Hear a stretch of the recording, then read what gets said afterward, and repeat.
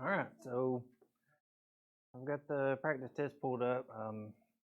Anybody have anything other than just practice test problems we need to talk about? Any other concerns or questions or anything?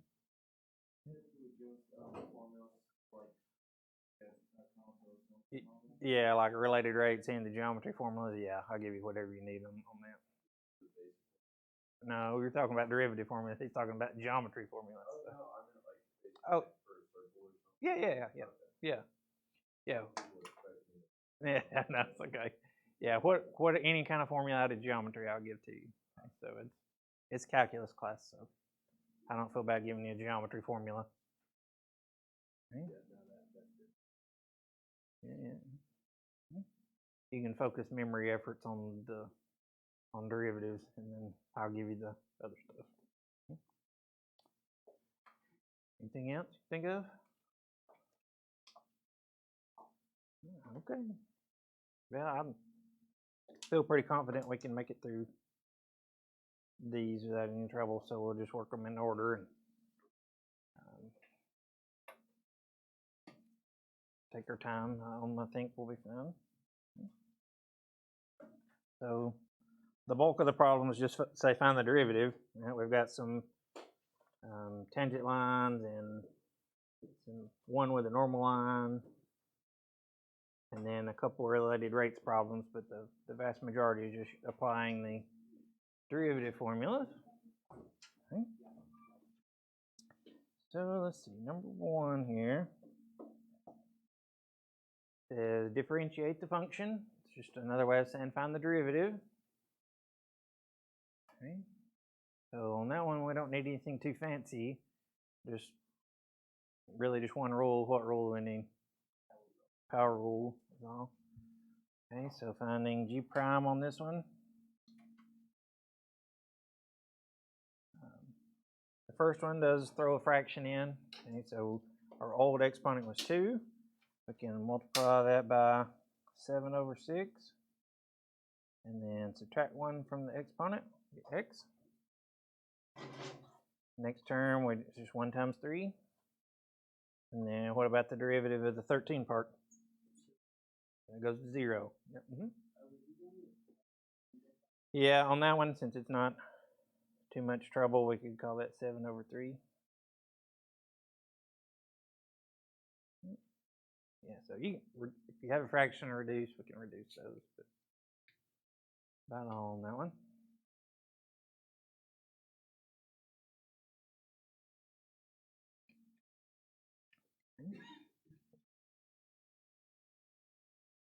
Questions on that one? Questions on power rule? If you have a question on power rule, now is the time to ask. Okay. All right. And number 2, we've got a couple of things going on there. We have an e to the x term, and then we also have this cube root of x term in the denominator. So to get this thing ready, take the derivative, we can rewrite that cube root of x term as 1/3 power. And then in order to apply the power rule, we can move that up to the top, up into the numerator instead of in the denominator.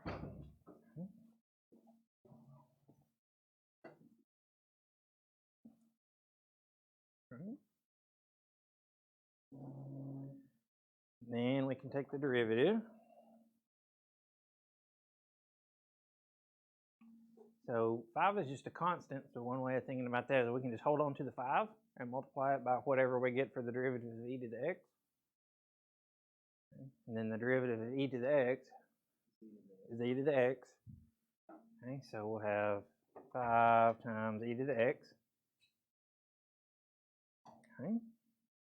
And then we apply the power rule in that next one. So negative 1/3 times 4, so minus 4/3. Subtract 1 from the exponent. We do have to get a common denominator there, so we end up with negative 4/3, and that's fine.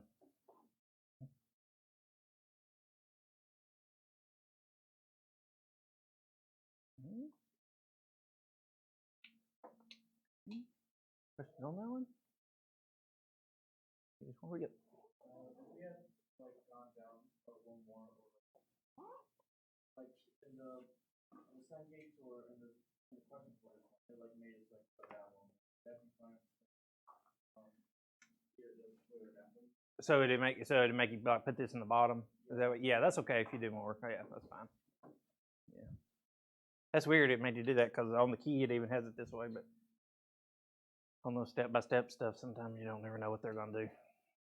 Yeah, yeah, but anything equivalent to that's fine. Yeah. Okay. 3 is find an equation of the tangent line to the curve at the given point.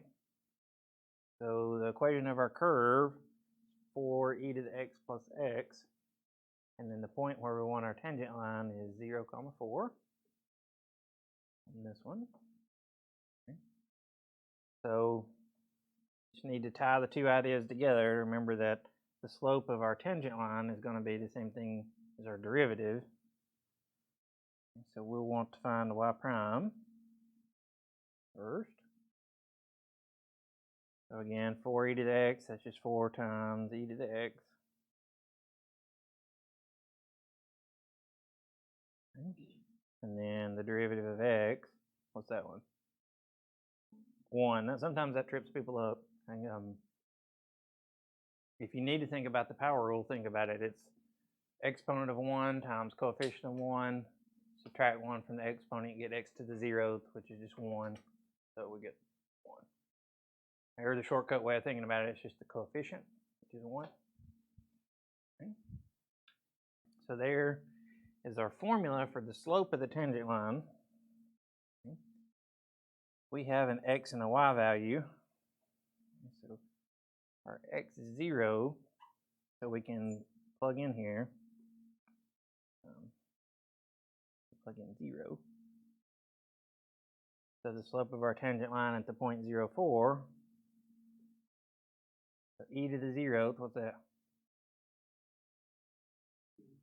1. That's 1. If you're not sure, you can punch that in a calculator. Okay, but anything to the 0th power other than 0, arguably, is 1. So we'll get 4 times 1 plus 1. So our slope at the point 0, 4 should be 5.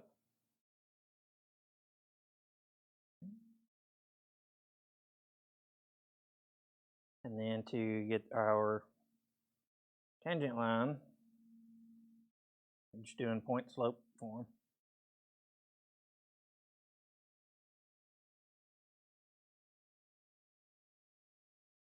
And so y minus our y coordinate, which is 4, equals 5 times x minus our x coordinate, which is 0. So if we simplify that, we get 5x and then add 4 to both sides. So 5x plus 4.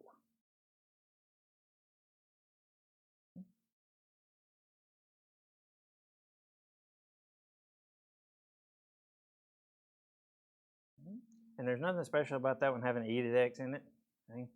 No matter what our equation for our curve is, the same process applies. Right? We'll find the formula for the tangent, plug in our x value to get the actual slope of the tangent line at that point, and then use our point to get the equation of the line.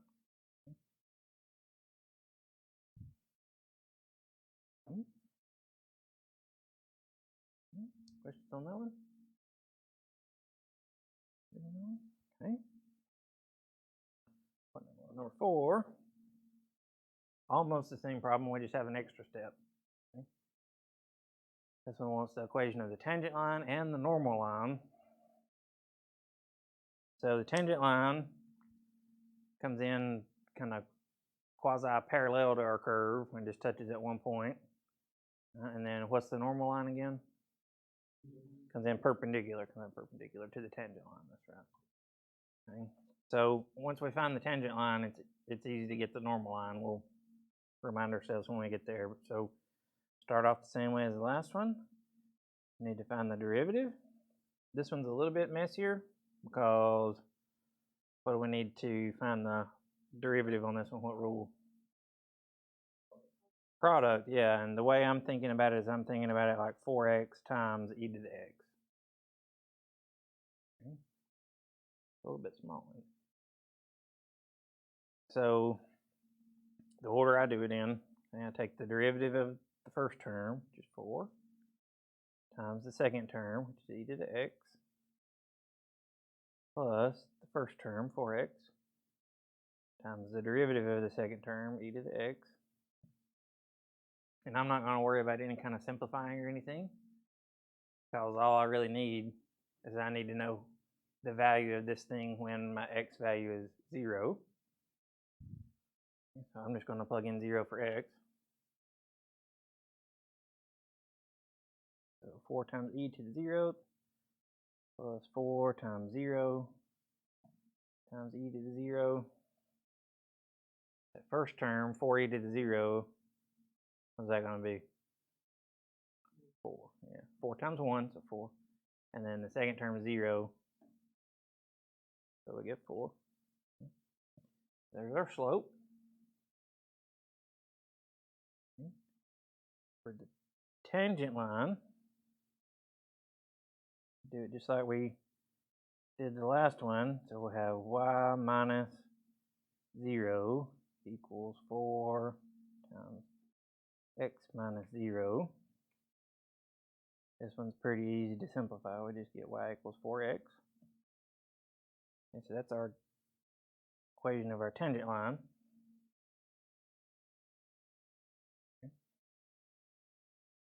To get the normal line, what do we have to change? Yeah, so we know the slope of our tangent line is 4. Or even you can look at it here, the slope on our tangent line is 4. So in order to have a line that's perpendicular to our tangent line, the normal line to our curve, we need opposite reciprocal. So we need our slope for our normal line will be negative 1/4. We flip it to 1/4, change the sign, negative 1/4, and then we can use that instead of 4. So negative 1/4. Really on this one, you don't have to go through all this. It just works out to negative 1/4 x.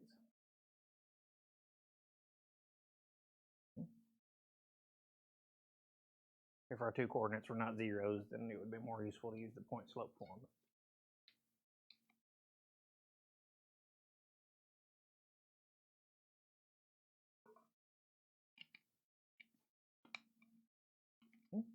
Questions on that one?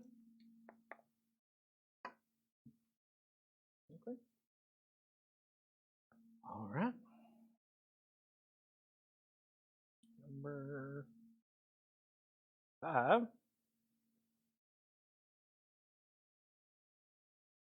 Differentiate or find the derivative. Okay. What do we need to use on this one?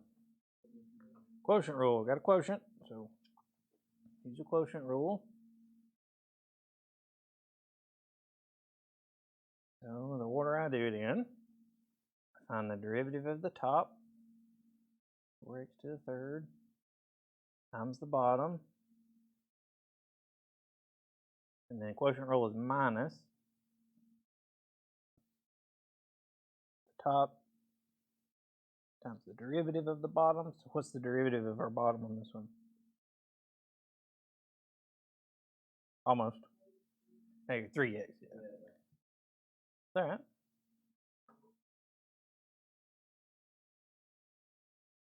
Okay. And then the bottom squared. Bottom squared. Okay.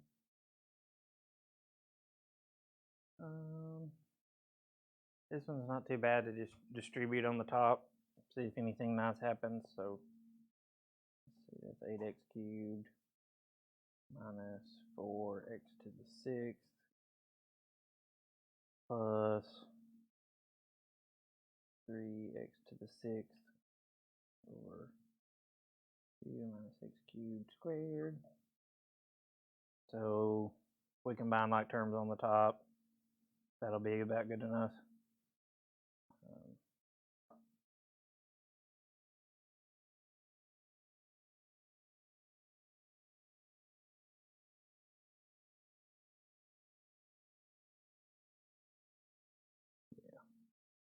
The WebAssign factors out a common factor of x cubed, but there's really no good reason to do that, so that's fine. How far do you go? If it's something easy where you can just distribute and then see what happens, that's about all. I'm not gonna get you to do too much. So. If there's some problem where I really want you to simplify as much as possible, I'll specify. But other than that, just I'm probably, honestly, it's easier for me to grade like this because I can see where everything came from.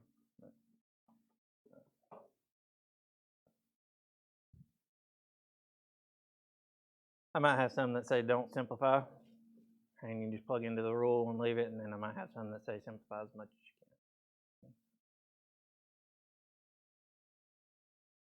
But even if it said simplify as much as you can, to me, it doesn't do any good to factor out x cubed there because it doesn't cancel or anything. So.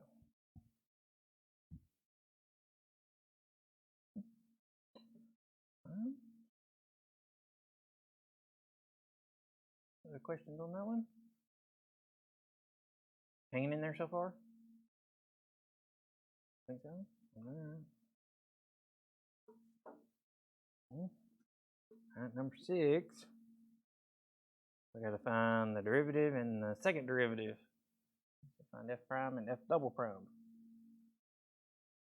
Okay. So just doing one at a time. Yeah.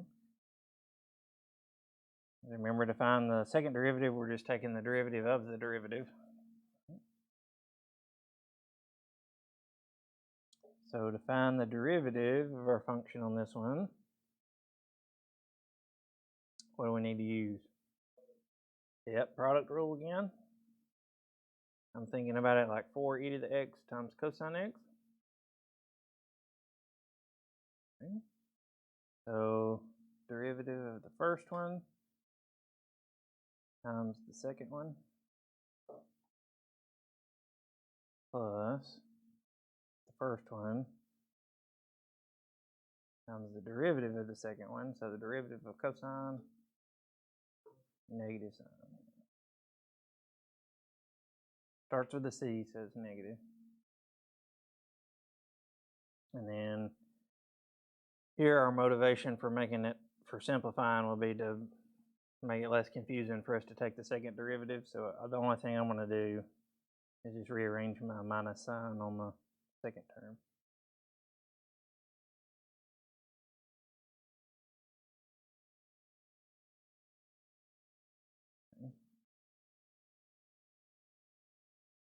Here's my first derivative. If you wanted to on that one, you don't have to. If you wanted to on that one, we do have 4e to the x in common, so you could factor that out if you wanted to, and then take the derivative, but you don't have to. You don't have to. So second derivative. Okay. Let's see how WebAssign puts that answer on that one. Yeah, they factor it out. You don't have to factor it. Second derivative. We've got, if we leave it written like it is, we've got 2 product rules to do. So I'm looking at this piece right now. So I'd have the derivative of 4e to the x, which is 4e to the x, times cosine x, plus 4e to the x,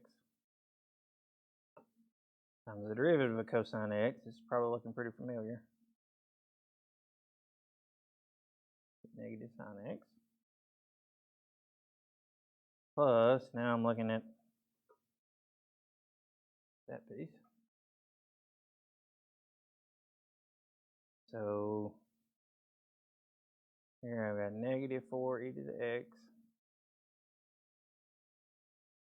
times sine x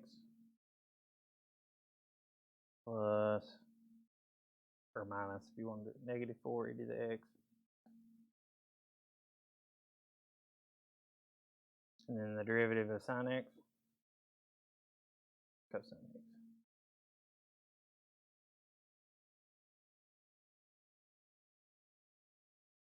No, a little messy.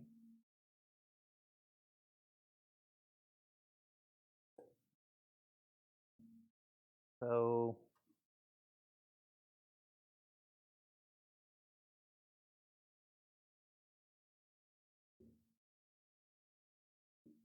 what happens on that one? We look at like terms.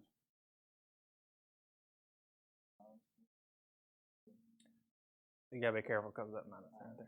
Not the sines, the cosine cancel because we got minus 4 e to the x cosine and positive 4 e to the x cosine. Yeah, that minus sign was kind of hiding them on that one. So these cancel. And the other two, you could say, would be negative 8 e to the x sine x.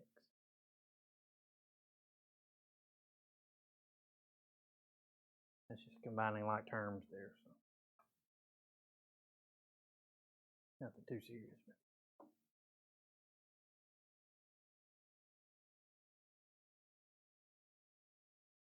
Okay. A little messier, but not too bad.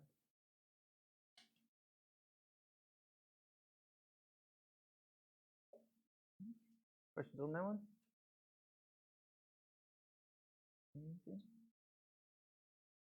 Okay. And we get a word problem. It'll show up. There we go. Zoom in a little bit. And this one like we've done. So we got a 16-foot long ladder resting against a vertical wall. Theta is the angle between the top of the ladder and the wall. So here I'm going to start sketching.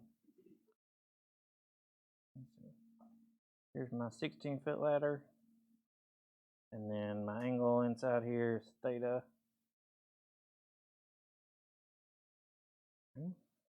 Says let x be the distance from the bottom of the ladder to the wall. So this distance is x.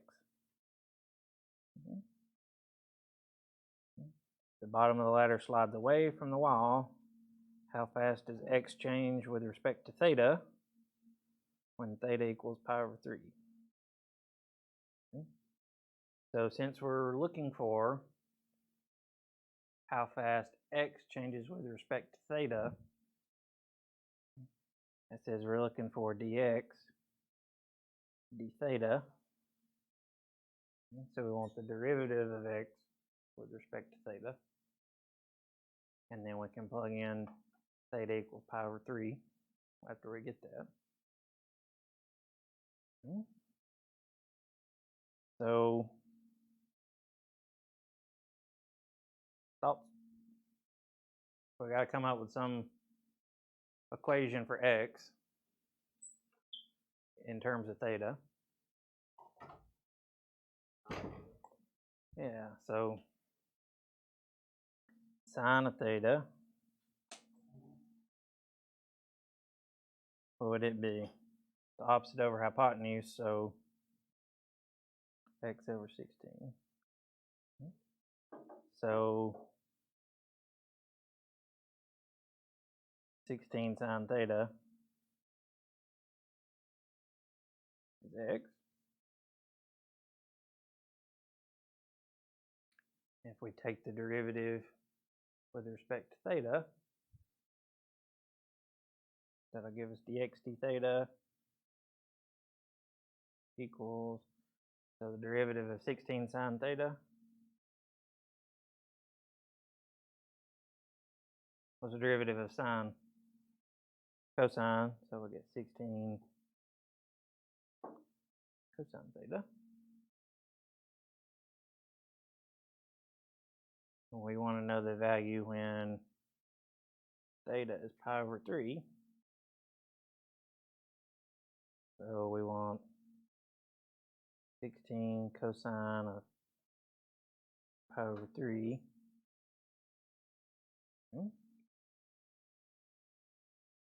In radians, right? So somebody, I forgot my calculator, so somebody punch that and let me know what you get. 8. Yeah, cosine pi over 3 is 1/2, so get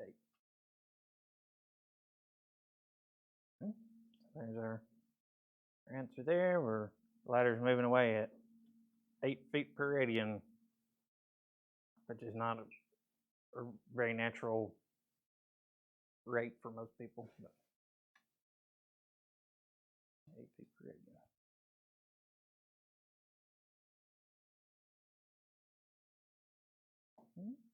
Questions on that one? Kind of have a lot going on that one. You okay on where it all came from? All right.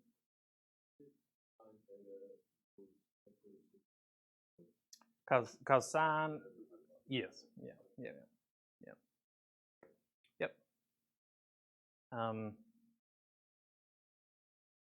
If it had given us distance down the wall and had been talking about that side, then cosine might be adjacent over hypotenuse, might be more useful. Yeah. So just real quick, right? Yeah. So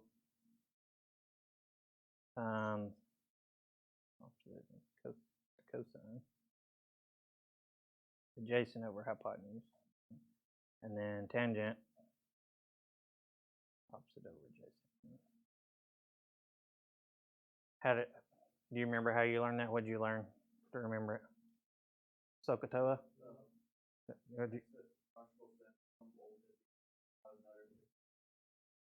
Oh yeah, I've heard it. Yeah, I have heard that one. It's been a while, but I haven't heard that one. I learned that Oscar had a heap of apples, and you just had to put them in order, sine, cosine, tangent. So Oscar had a heap of apples. Yeah. Whatever works. Okay, whatever works. Yeah. Okay.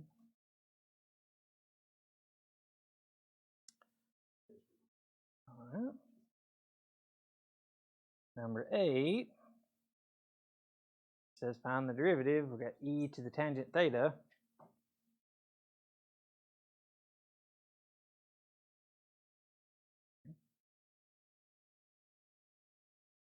What do we need to use on this one? Chain rule, because we've got tangent theta inside of e. And so we've got a function inside of a function. Okay. So for y prime, the outer portion is e to a power. Okay. So e to the u, the derivative is just e to the u, so e to the tangent theta times the derivative of the inside function, the derivative of tangent. Remember that one? I think secant squared, yeah, secant squared. There you go. Okay. So we just get e tangent theta, secant squared theta. Or switch the order if you want to. Secant squared theta, e to the tangent theta. Okay. It's a little tricky. Okay. But stop there, okay? Because this is our derivative. This is not part of our function. So you don't have to like do another step of the chain, right? You don't have to like take the derivative of the derivative. We have 2 functions to start with, e and tangent. So outer, inner, and that's it.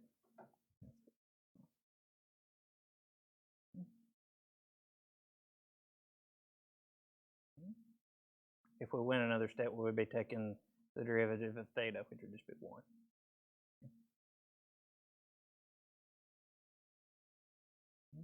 Questions or clarifications needed on that one? Okay, all right. Number 9.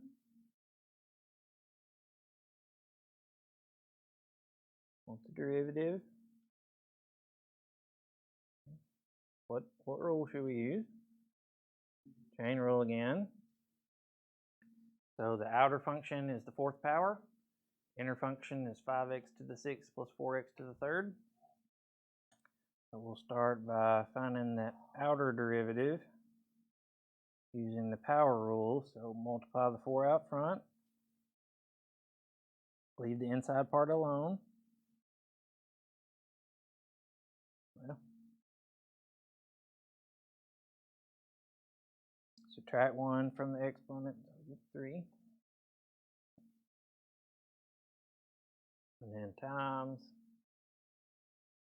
the derivative of the inner proportion. So taking the derivative of 5x to the 6th plus 4x to the 3rd. So what are we going to get there? Yeah, 30x to the 5th plus 12x squared.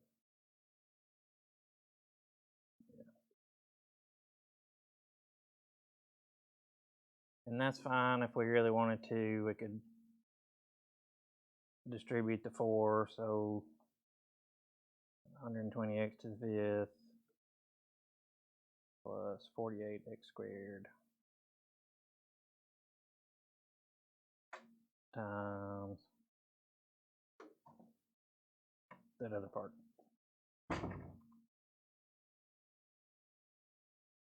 Either one of those is fine.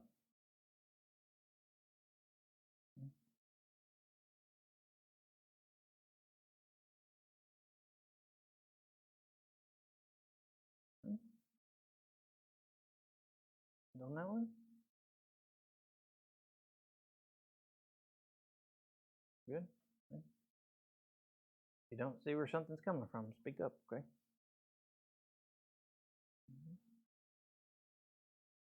Usually, a lot of people have an easier time with a general one like that, where we don't have like something weird like cosine or e involved, because we're more used to looking at polynomials than other stuff. Okay, 10. Come on, let's find the derivative. We've got 3t times sine of pi t.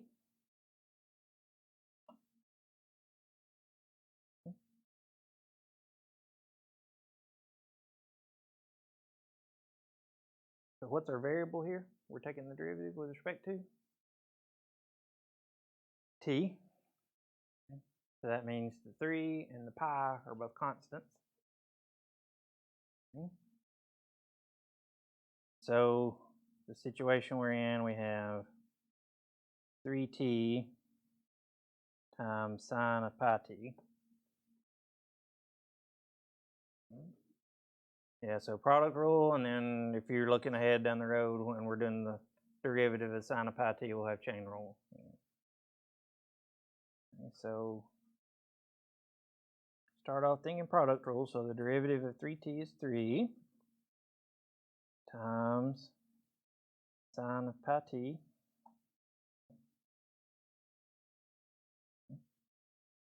plus 3t times the derivative of sine of pi t. So here's where we get chain rule involved. So the derivative of sine, cosine. So we have a cosine pi t, but then we need to multiply that by the derivative of pi t. So what's that? Just pi.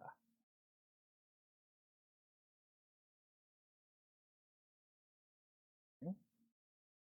So let's see. 3 sine pi t plus 3 pi t or 3t pi, or however you want to write it, cosine of pi t. Something like that.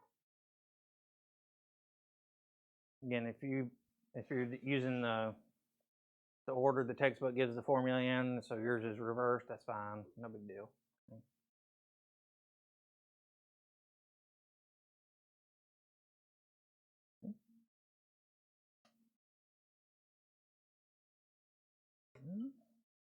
Questions on that one? Questions on that one?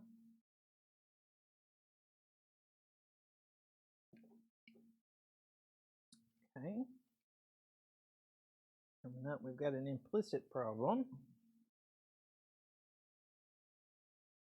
So it says find dy dx by implicit differentiation. So we're just going to take the derivative of both sides. We just have to remember it says find dy dx. So we're treating y as a function of x. So anytime we take the derivative of a y term, we're going to have a y prime or a dy dx that comes along as part of the chain rule. Okay. So taking the derivative of the left side, we have product rule. We have x times e to the y.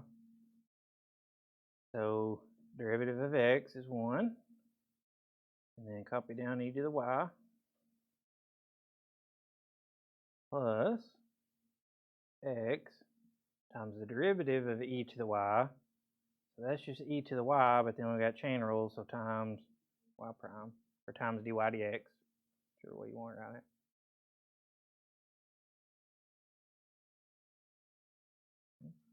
That's the left side. Maybe I want to write dy dx, because sometimes my y primes look like y to the first power.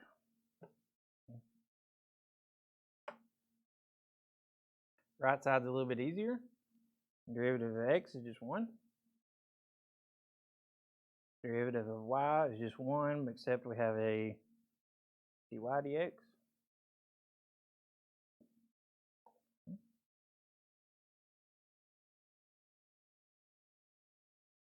Then what?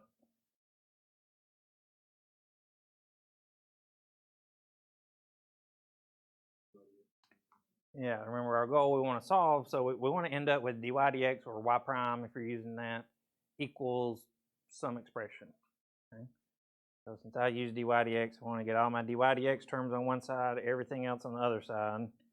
So I'm going to subtract x e to the y dy dx from both sides, and then subtract 1 from both sides. So let's see. I'll get e to the y minus 1 equals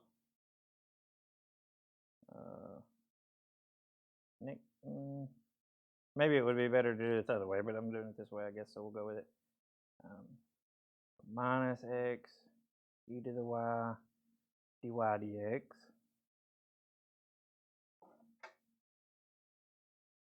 minus dy dx.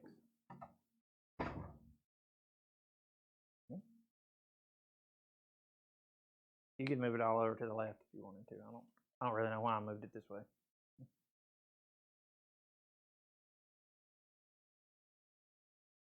Now what can we do? Yeah, we got a common factor of dy dx now. We can factor out dy dx.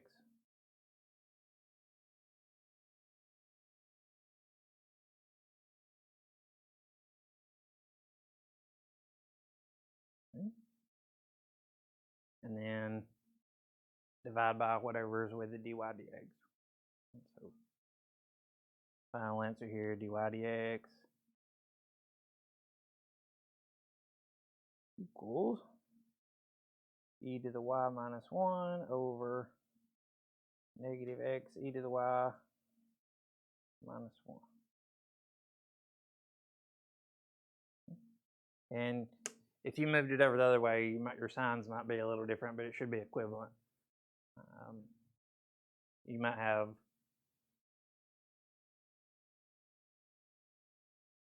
so it could have a factor of minus 1 in there, but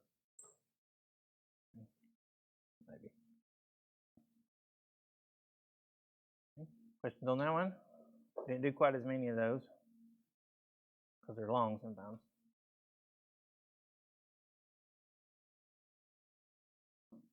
Nothing on that one? Okay.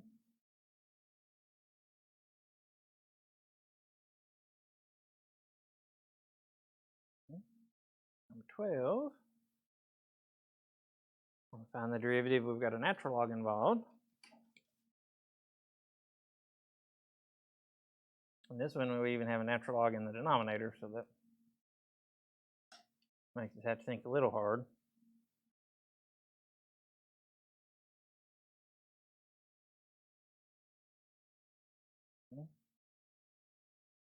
So 6, constant factor, we can just put it down, multiply by the rest of the derivative.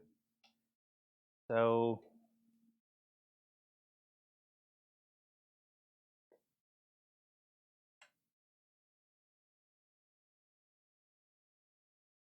well, I don't know, how do you want to approach it? There's several pathways here.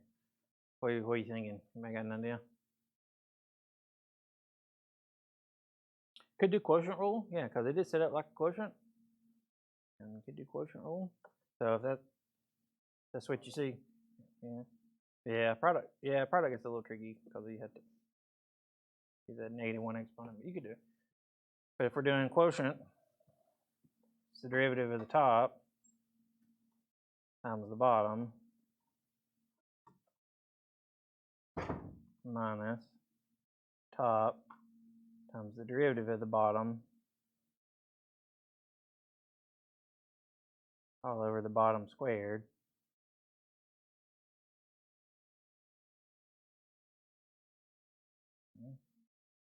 So 0 times ln of x is just 0, so we just end up with negative 6 over x over ln of x squared.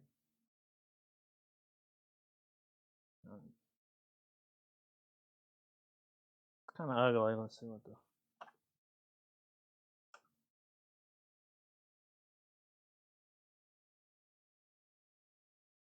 That's okay though, that's great. Yep.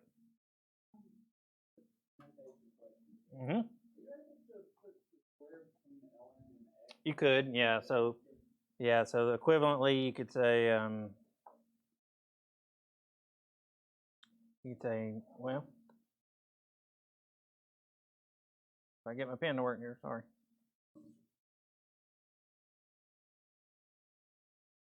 So yeah, you could say ln squared of x. Nothing wrong with that.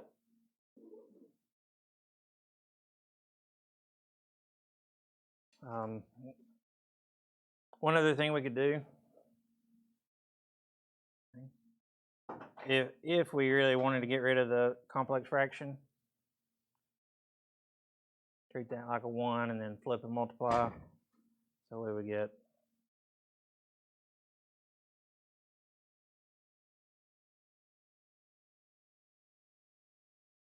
that. So in non-complex fraction form, this is equivalent, not required. But if you think about doing that derivative another way, you might end up with it in that form, so that's okay.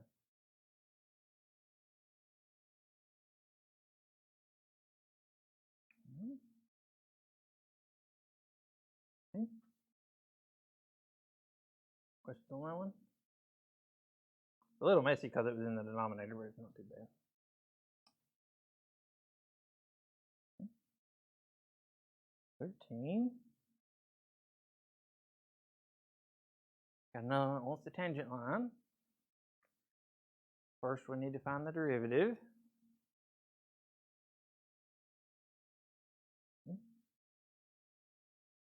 This one we're in a ln of u situation. So we're doing chain rule.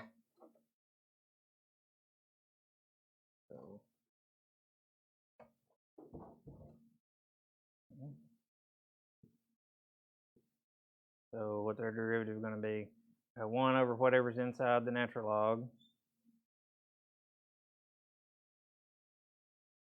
times the derivative of what's inside the natural log, so 2x minus 4, or you could write it 2x minus 4 over x squared minus 4x plus 1.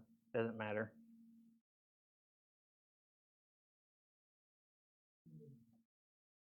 What we're after, we're just after getting a number answer out of this anyway. So our x coordinate's 4.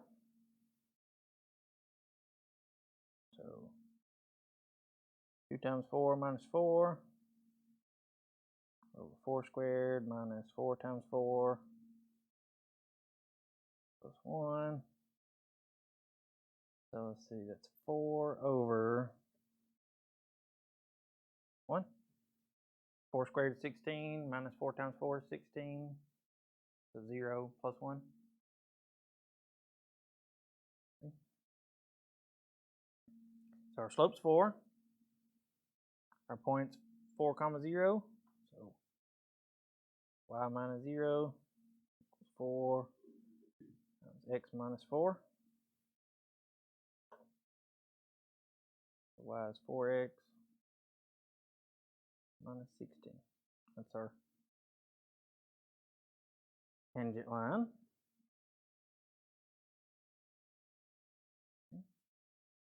Nothing new there from what we did on the other tangent problems, except we just had to use different tools to find the derivative.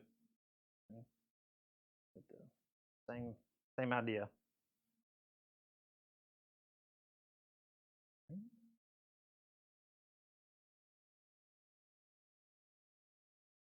Questions on that one?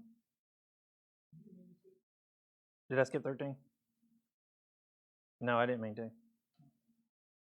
So that was 14. We'll go back and do 13. Thanks for catching that. Yeah, this one is a little ugly too. So. Maybe it was subconscious. It's not that bad. So this is the ln of u situation again. We got chain rule involved. So have 1 over whatever's inside of the logarithm.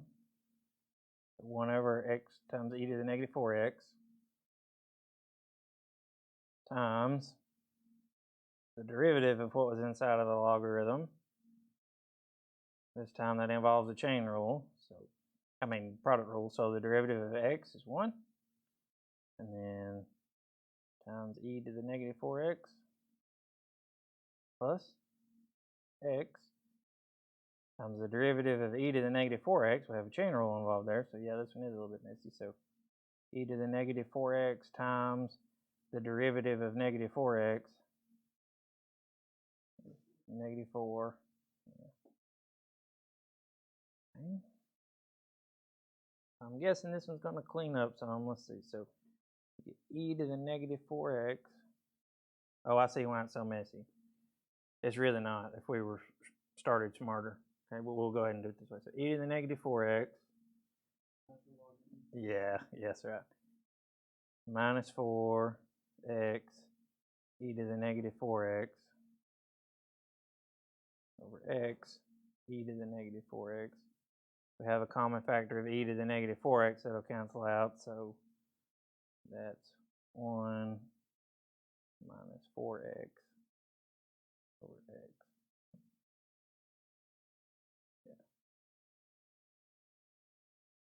Yeah. If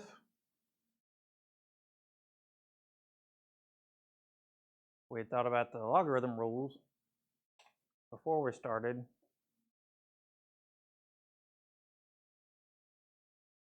how could we rewrite our function? Right now it's natural log of x times e to the negative 4x. So we had to do that product rule, and that got kind of messy. Yeah. So product we can rewrite as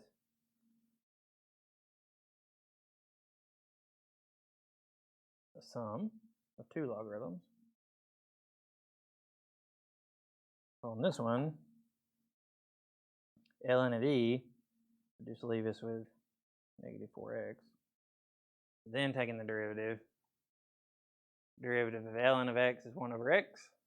The derivative of negative 4x is negative 4, and that's equivalent. Now if you split it up, it's 1 over x minus 4x over x, which is just minus 4. Either way, if you can remember to think smarter, you don't have to deal with all that product rule and chain rule mess.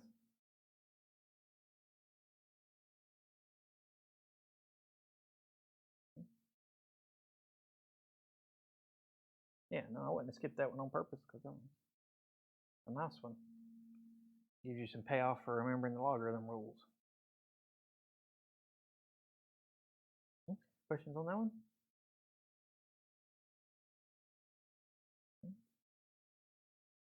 Okay.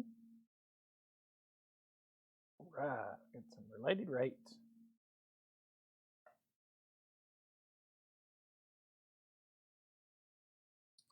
So this one says we got a cylindrical tank, radius of 3 meters, being filled with water at a rate of 3 cubic meters per minute. How fast is the height of the water increasing? Okay, so if we've got this rate in terms of a derivative, what does that rate represent? It's 3 cubic meters. Yeah, so that's the change of the volume of the water with respect to time. So that's dV dt. Okay, so we know that's 3. Okay, so that's given.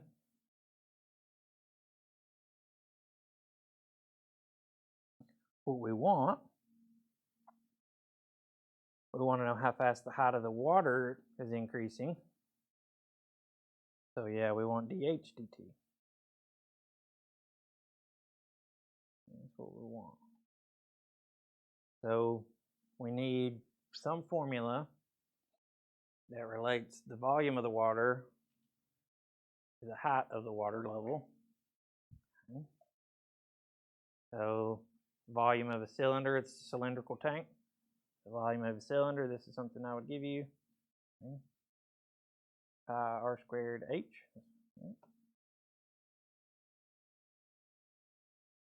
Okay.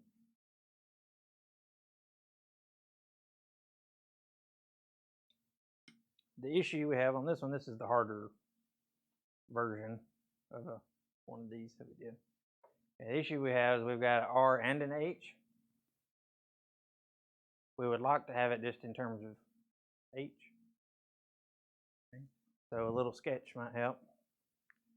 And we did one like this in class, right? We got our cylindrical tank. And then we got some water level in here. And so here's water. And we know the radius is 3. Yep. Radius is 3, and then the height just h. Okay. So let's see, the radius of the water's got to be 3 also.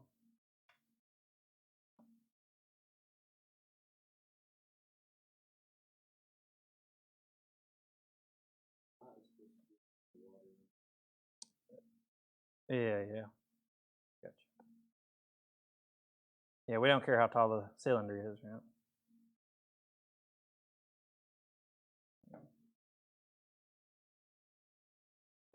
We really don't care about the radius of the cylinder either. We got the radius of the water. Okay, so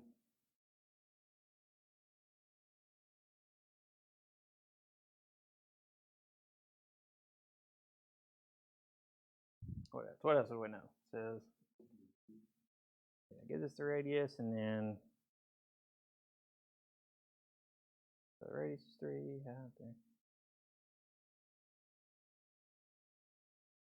Okay. Any ideas?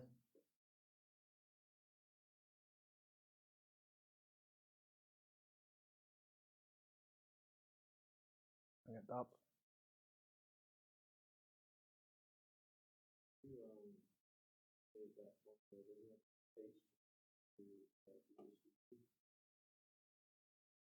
Yep.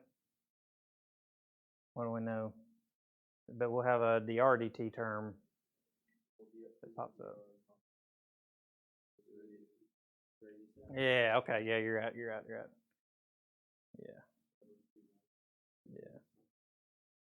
Yeah, I kind of agree with you. This one's a little tougher than I thought it was. So yeah, so if we take this, and if we differentiate both sides with respect to t, okay, then what we have to do is we have to do product rule. So the derivative of the first thing there would be 2 pi r dr dt.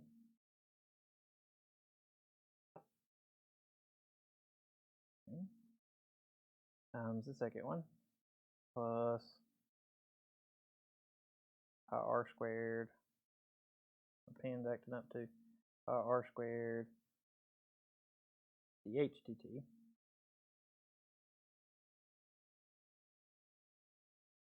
Yeah, this one's messier than I intended.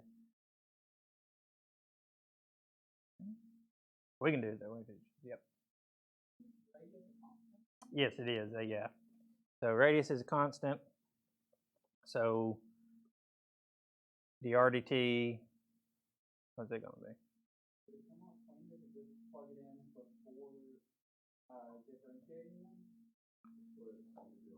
Did it? Okay. Probably will come out cleaner to do that. Okay. But we're okay. We're going to get there still. Because if the RDT is constant, what's its rate of change? 0. Yeah. So this is all 0. So we get dv/dt. Yeah, I won't give you one this messy. I'm sorry.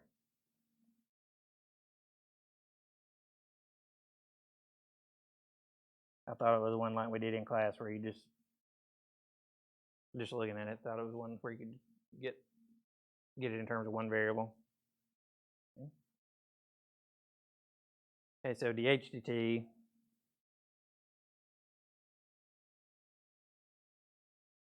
just be 1 over dv dt. Okay. And then we know the radius, so radius is 3, so 9 pi times dv dt, which is 3. So 1 over 3 pi. Yeah, that one was messier than I intended. Sorry about that.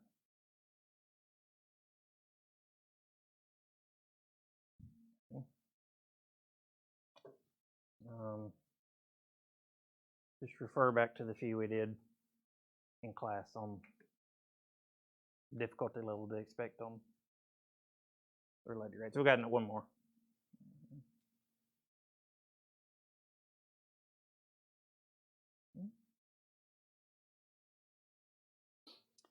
It says the radius of a sphere is increasing at a rate of 2 millimeters per second. How fast is the volume increasing when the diameter is 40 millimeters? Okay. So if it says the radius of a sphere is increasing at that rate, in terms of a derivative, what derivative is that? Yes, dr dt. Okay. So we're given dr dt 2. We want to know how fast the volume is increasing, so we want to know dv dt when the diameter is 40. Okay. The volume of a sphere, that would be something I give you. I always question myself on that one. That one's 4/3 pi r cubed.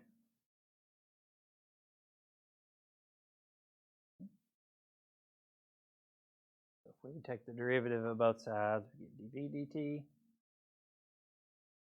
is multiply, so 4/3 and pi are constant, so multiply by 3. You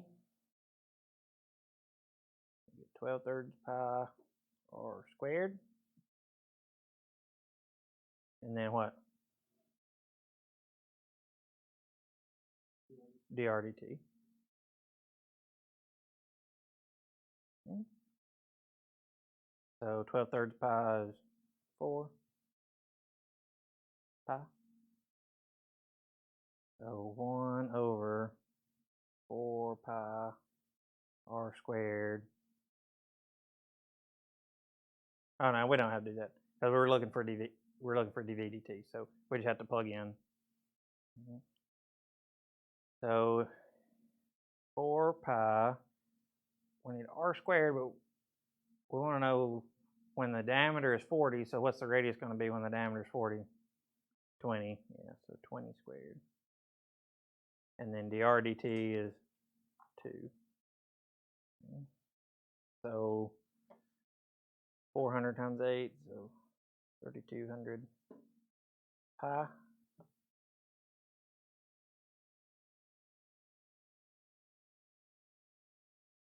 Yeah, there's a lot of pi. Pi day's coming up, that's good. Okay. Yeah, so sorry about 15, you won't have one that's that crazy. Okay. More along the lines of 16. That's what we're looking for. Any other questions? Anything else? All right, well, feel free to hang around. We've got time if you do have questions. Get scroll back up. Down so you can get that. Yeah, there you go. Okay. Feel free, let me stop the recording and then I'll bring it back.